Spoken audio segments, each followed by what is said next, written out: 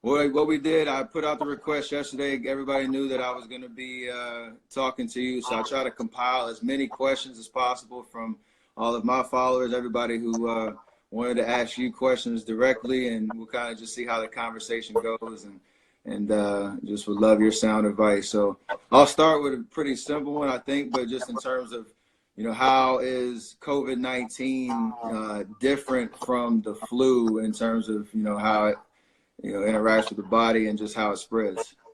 Well, it's similar in some respects, Steph, in that it's a respiratory illness that's transmitted by the respiratory route.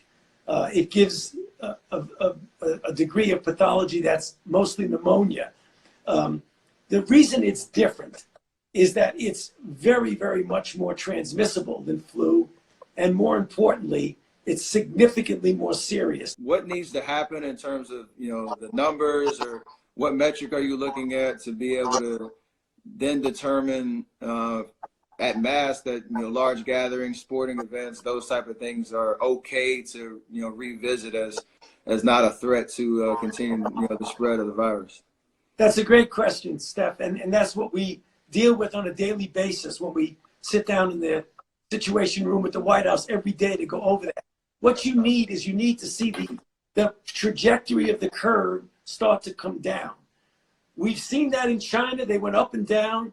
They're starting to get back to some normal life. They got to be careful they don't reintroduce the virus into China. We can start thinking about getting back to some degree of normality when the country as a whole is turned that corner and start coming down.